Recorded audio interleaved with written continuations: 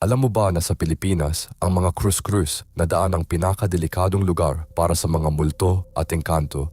Noong unang panahon, naniniwala ang aming mga ninuno na ang mga krus-krus ay pintuan sa ibang mundo. Dito naglalakbay ang mga espiritu mula sa aming mundo papunta sa kanilang mundo. Sa Marikina, may isang krus-krus na kilala ng mga driver. Maraming nagsasabi na nakikita nila doon ang isang lalaki na tumuturo sa kanila ng daan. Pero ang mga sumusunod sa kanya ay naaksidente.